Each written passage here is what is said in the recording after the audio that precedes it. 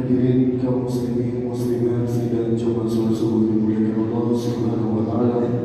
Alhamdulillah baru saja kita melaksanakan salat subuh secara berjamaah yang diimami guru kita bersama Tokoh Ali Al-Rahman Al-Hafiz. Kemudian mari sama-sama kita mengikuti kajian subuh.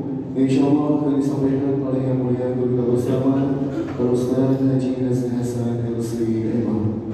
Untuk waktu kepada guru kami persilakan dengan segala hormat.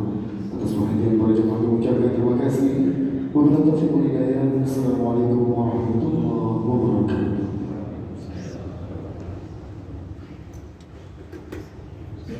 Waalaikumsalam warahmatullahi wabarakatuh.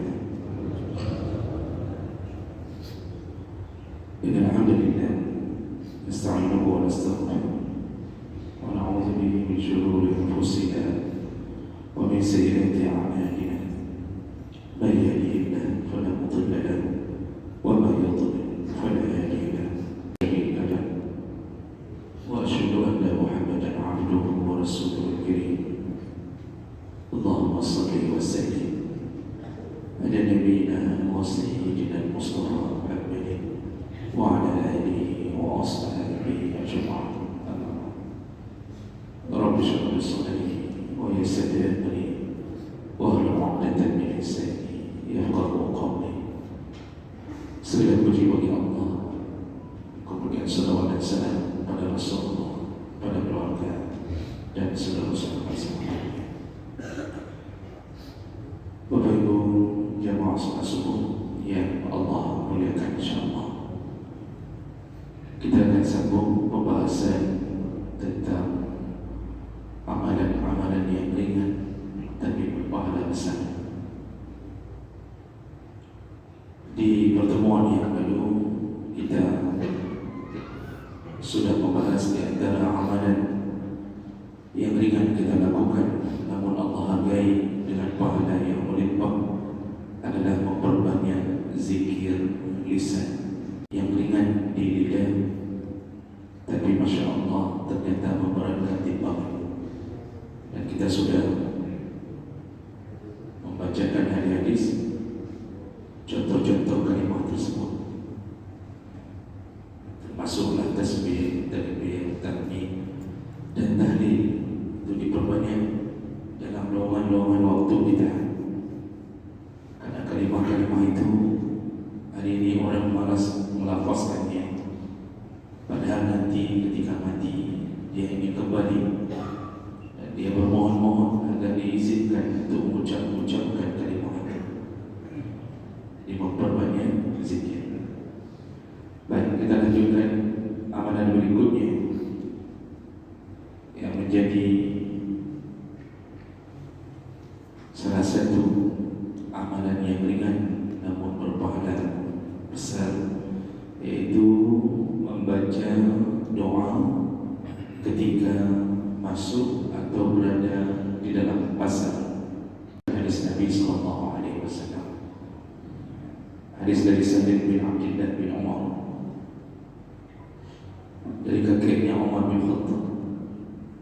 Rasulullah sallallahu alaihi wasallam berkata, "Man dakhala as-suqa," barang siapa yang masuk ke pasar, faqala la ilaha illallah wahdahu la syarika lahu lahul mulku wa lahul hamdu yuhyi wa yumiitu وهو على كل شيء قدير وهو حي لا يموت بيده الخير وهو على كل شيء قدير. Kepada siapa yang membaca zikir itu, kataballahu lahu alfi hasanah, maka Allah akan catat pahala untuknya 1.000.000 kebaikan. Wa maha anhu alfi sayyi'ah, dan Allah hapuskan kesalahan-kesalahannya atau Allah gugurkan dosa-dosa kecilnya 1.000.000 kesalahan. Lalu Allah tinggikan derajatnya 1.000.000 derajat. Jadi dalam hadis yang pertama riwayat Tirmizi, dikuatkan dalam hadis yang lain dari Ibnu Umar radhiyallahu anhu, kata Rasulullah, man dakhala suqa, barang siapa yang masuk ke pasar, fa ba'a fiha washtara, dan dia melakukan transaksi jual beli di pasar tersebut, faqala, lalu di dalam pasar itu dia mengucapkan kalimah la ilaha illallah wahdahu la syarika lah, lahul mulku wa lahul hamdu yuhyi wa yumiit wa huwa ala kulli syai'in qadir, kataballahu lahu alfi hasanah, maka Allah akan catat sejuta kebaikan untuknya, wa maha anhu alfa, lalu Allah akan hapuskan sejuta kebaikannya, wa bana lahu baitan fil jannah, lalu Allah akan bangunkan rumah untuknya di dalam surga. Nah, dua hadis ini walaupun sebagian ulama mengatakannya dhaif, lemah, tapi karena hadis ini saling menguatkan, maka para ulama mencatatkan bahwa hadis ini itu menjadi hujjah untuk beramal. Jadi ini adalah salah satu amalan yang orang jarang melakukannya, padahal setiap hari di pasar, setiap waktu menuju ke pasar, terutama bagi istri-istri kita. Maka kalau dia faham bagaimana cara mendapatkan pahala yang banyak, maka setiap kali masuk ke pasar pasti dia tidak meninggalkan doa ini. Doanya pun sudah sering, atau zikirnya pun sudah sering kita bacakan hari-hari. Hanya kalimah yang sering kita ucapkan la ilaha illallah wahdahu la syarika lah, lahul mulku wa lahul hamdu wa huwa hayyun yuhyi wa yumiitu wa huwa hayyun la yamut. Itu dalam hadis pertama. Kalau dalam hadis yang kedua juga boleh membaca la ilaha illallah wahdahu la syarika lah, lahul mulku wa lahul hamdu yuhyi wa yumiitu wa huwa ala kulli syai'in. Jadi tidak ada tambahan wa huwa hayyun la yamut biyadihil khair, tidak ada di hadis kedua. Jadi itu zikir harian kita. Maka sempatkanlah membaca kalimah ini ketika berada di arena pasar, dan ini bentuknya dalam bentuk pasar apapun, itu adalah hal yang perlu diutamakan. Nah, jemaah kepada Allah Subhanahu wa ta'ala, hadis-hadis yang menyebutkan masalah ini tentu karena ada alasan-alasan yang menyebabkan kenapa doa di pasar itu menjadi hal yang sangat dihargai Allah. Ada hadis dari Abu Hurairah radhiyallahu anhu, hadis riwayat Muslim, Rasulullah sallallahu alaihi wasallam menyebutkan, ahabbul bilad ila Allahi masajidha, sebaik-baiknya tempat di sisi Allah adalah masjid. Tempat yang paling disukai di sisi Allah adalah masjid-masjidnya. Namun wa abghadul bilad ila Allahi aswaquha, sedangkan tempat yang paling dibenci Allah adalah pasar. Hadis riwayat Muslim. Jadi tempat yang paling dicintai Allah masjid, sebaliknya tempat yang paling dibenci Allah pasar. Dan ini dijelaskan oleh Imam An-Nawawi dalam syarah Sahih Muslim, kenapa Allah benci kepada pasar. Itu penyebabnya karena pasar itu li'annaha mahallul ghish, pasar itu umumnya tempat orang-orang melakukan kecurangan. Kalau sudah berkumpul berdagang di pasar, itu tidak lepas daripada usaha untuk melakukan kecurangan, Dan ini tentu tidak semua melakukannya. Namun disitulah tempat berkumpulnya orang-orang yang suka melakukan kecurangan. Kecurangan ghish yang dimaksud macam-macam. Ada yang menyembunyikan aib barang. Lalu ketika membeli barangnya sampai di rumah ternyata ada yang busuk. Tadi waktu dipilih bagus semua, ketika dibungkus ada yang busuk. Di situ adalah sesuatu yang memang menjadi sasaran syaitan. Jadi banyak berlaku maksiat dalam perdagangan. Ada yang nanti kemudian melakukan khidam, menipu. Jadi dia tipu harga modal, padahal tidak begitu ceritanya. Ada yang menipu dengan mengatakan bahwa barangnya adalah barang yang terbaik, padahal tidak begitu ceritanya. Jadi macam model penipuan terjadi. Kita beli ikan, katanya ikan yang baru, padahal sudah dari kemarin dipetik eskan. Tapi dia tidak mau mengatakan bahwa ini ikan kemarin. Jadi macam model khida'nya, penipuan-penipuan terjadi di pasar. Lalu ada yang melakukan riba. Kata Imam Nawawi, ada yang melakukan riba, transaksi riba. Karena kita tahu nanti dalam pelajaran riba itu tidak hanya berbentuk pinjam meminjam. Riba dalam jual beli pun bisa terjadi.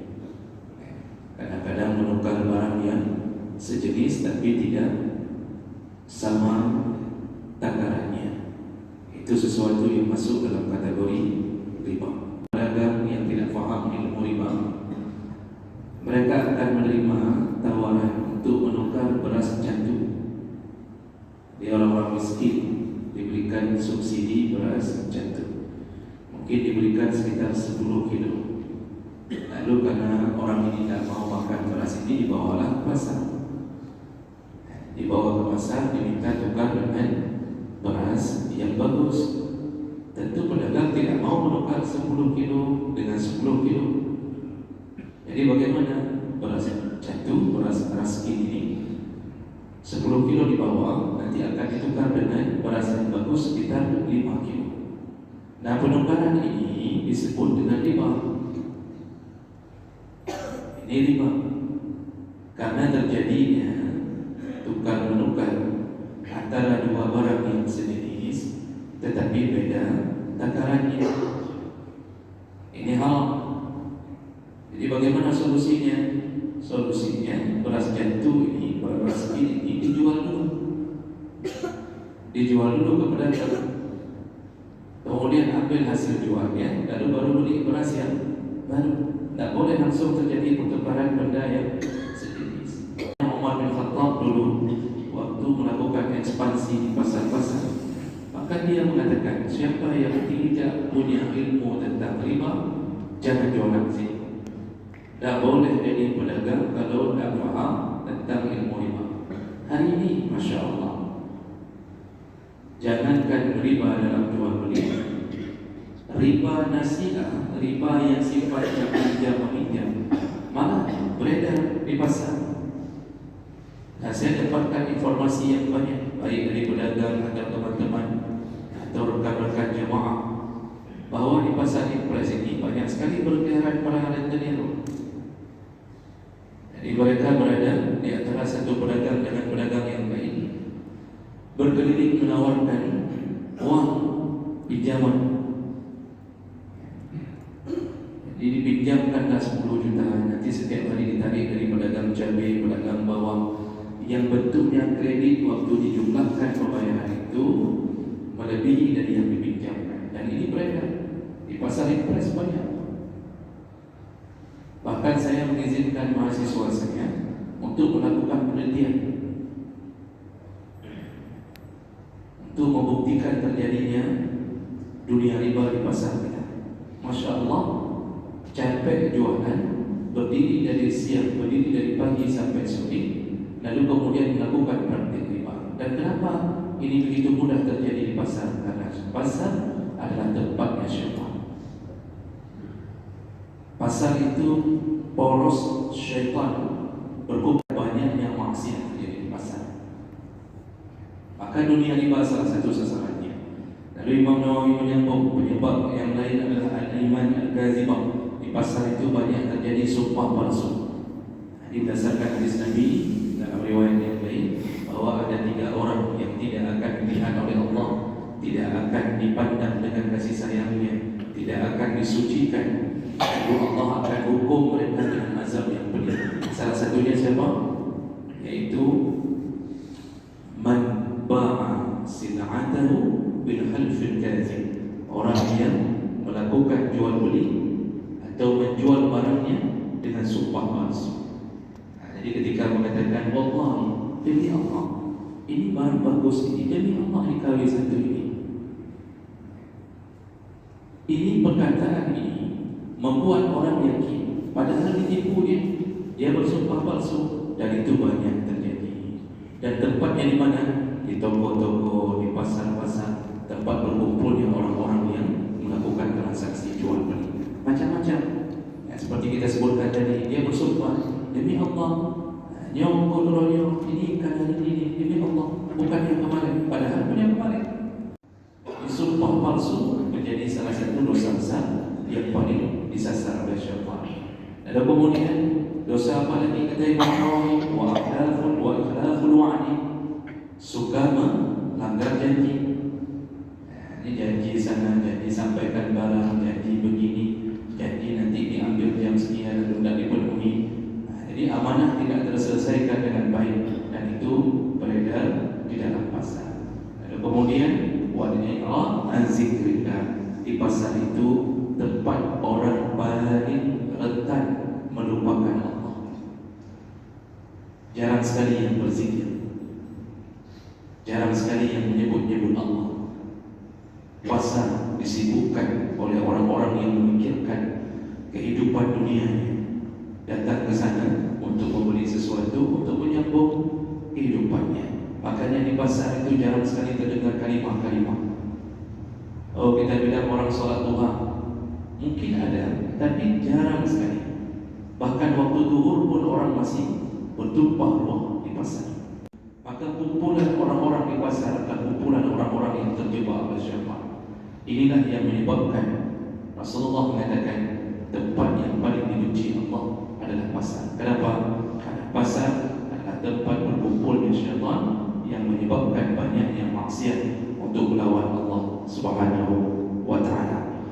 Kemudian jemaah Allah Subhanahu wa taala dalam hadis riwayat Muslim yang lain dari Salman Al-Farisi, Rasulullah sallallahu alaihi wasallam mengatakan, "La takunanna in istata'ta awwala man yadkhulu as-suq."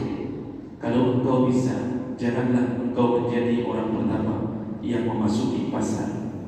Wa la akhira man yakhruju minha. Dan janganlah engkau menjadi orang terakhir yang keluar dari pasar. Jadi kata Rasulullah, kalau engkau bisa, jangan masuk pertama ke pasar, jangan keluar terakhir dari pasar. Maksudnya, baik-baik. Kalau pergi ke pasar, cukup beli kebutuhan langsung berangkat.